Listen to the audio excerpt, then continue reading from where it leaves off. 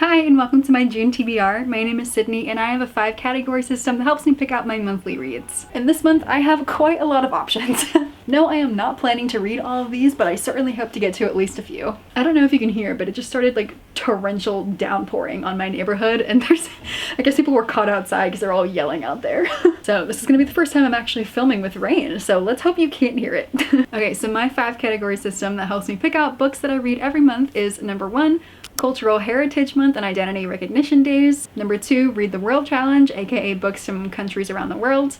Number 3, my Priority TBR, aka my 25 and 25. Number 4, Continue a Series. And number 5, just more books off my physical TBR. Most months have multiple cultural heritage months or identity recognition days, and in June it is both Pride, aka Queer Pride Month, as well as Juneteenth, and that is where the whole stack comes from for these. I will absolutely get through at least one of these, but I'm hoping multiple. Outdrawn is an indie rivals to lovers romance in which they are both graphic designers. Iron Widow is a queer sci-fi fantasy that takes place in, I think, imperialist China, and this has been in my list for so long, and I have this really pretty red sprayed edges version. The Valkyrie is Norse mythology inspired. It has Valkyries, shield maidens, princesses. It sounds so good. The Priory of the Orange Tree is a sapphic fantasy with dragons, and I've heard such great things about it, but she's a little scary. Lies We Sing to the Sea. I didn't think it was queer, but it keeps being labeled as it, so maybe, but this is Greek mythology retellings. Actually, I don't know if it's a retelling or if it just like takes place within Greek mythology. I don't know, but I love that wheelhouse. Voyage of the Damned. This is one of my Illumicrate books. 12 Magical Blessings, 12 Days at Sea, One Chance to Stop a Killer and Save the World. The back says, we can get murdered tomorrow. Tonight we party. Takeda God, another one of my Illumicrate books. Takeda God is divine. To be divine is to rule is to destroy. The Phoenix Keeper, another one of my Illumicrate books. It's sapphic, cozy fantasy in a magical zoo. And The Last Hour Between Worlds, another one of my Illumicrate books. A star investigator and her rival journey through layers of reality to save the world as they know it in this whip-smart adventure fantasy packed full of reality-bending magic, sapphic romance, and tantalizing mystery. And next, I am taking Juneteenth as a sign to read some of the Black books I own, starting with this sci-fi book, also from Illumicrate, A Love Letter to Black Readers of Science Fantasy. The Principle of Moments is a symphonic, century-spanning adventure. I also have Raybearer by Jordan Afleco. What if you're sworn to protect the one you were born to destroy? The Bones of Ruin. The world has ended before and it'll end again. She's a tightrope dancer in Victorian London. This is the Ballad of Jacquette Delahaye. I'm not sure if I said that right. An epic, dazzling tale based on true events illuminates a woman of color's rise to power as one of the few female pirate captains to sail the Caribbean, and the forbidden love story that shaped the course of history. Wings of Ebony. Turns out she's half god and she's taken to this magical island, but she escapes back to Texas to try to save her sister. Given, this is an indie black fantasy with dragons, obviously.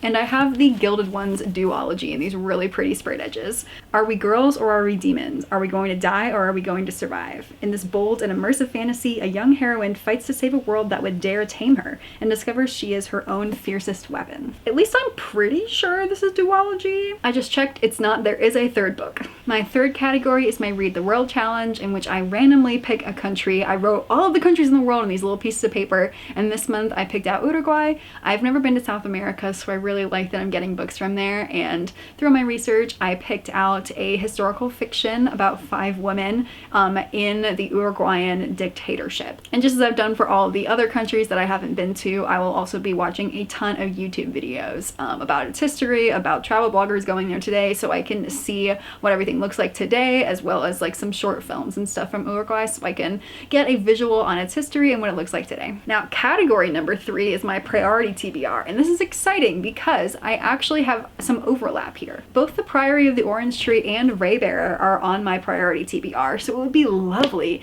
if I could read them both and have them check off both for my Priority TBR and for Heritage Months. That'd be really great. For continuous series, I think what I want to do is read the next 2 books in the Tomes and Tea series. It's gonna be 4, I think. The 4th one is coming out later on this year, so I would love to read books 2 and 3. I really love cozy, sapphic fantasy romance. It's also going to be, I just realized it's also going to work for Pride Month.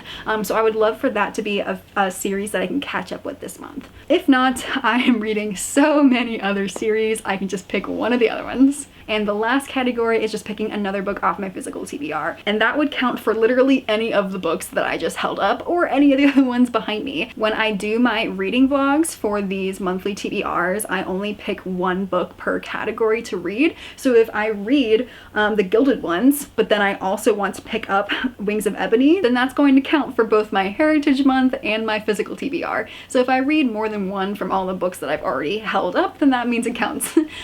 I also, though, am spending 2 weeks in Colorado where I owned books and wasn't able to take them home with me. So in the 2 weeks I'm there, I'm hoping to get through a ton of my books that are there. So that will also check off things for my physical TBR. Now, normally after I've gone through my TBR, I will then go through a physical TBR challenge update. I will tell you how many books I own now, how many I got rid of, how many I got last month, what my reading percentage is, how I'm working towards my goals. But I'm actually filming this right now in the middle of May, so it's not the end of May yet. So I'm not gonna do my stats until I get home because I'm about to leave my apartment for a month again to go on a bunch of trips. So I'm gonna save that for when I am back in my apartment, probably at the end of June. I don't know. I travel a lot in summer especially, so we'll see the next time we do a physical TBR update. But I am cranking through books. It is my busy season right now, but we're getting through books. But those are going to be the books that I'm going to try to read in June. I will definitely read a lot more than that, just because I also listen to audiobooks and get books from my library,